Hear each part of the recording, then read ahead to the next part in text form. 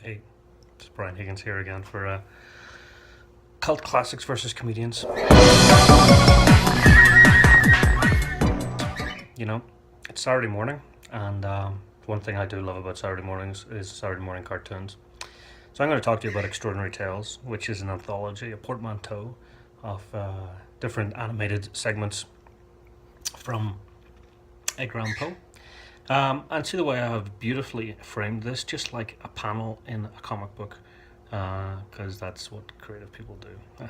So anyway, so yes, Extraordinary Tales was made in 2013 by a fella that I don't know because he's not famous, but it does star Christopher Lee, Bela Lugosi, Roger Corman, Guillermo del Toro, and Vincent Price.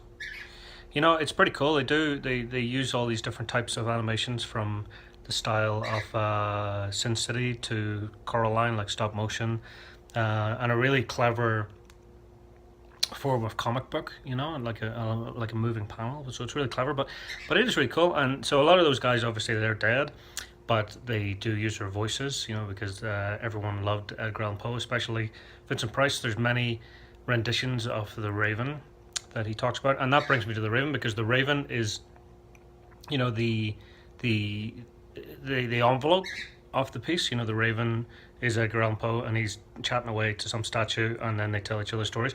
And the stories that they do is The Fall of the House of Usher, The Telltale Heart, The Mask of the Red Death, The Facts in the Case of M. Waldemar, and of course The Pit and the Pendulum. So it is really cool. It is on Netflix, and you'll certainly enjoy it. You don't really have to watch it on a Saturday morning, but maybe you should.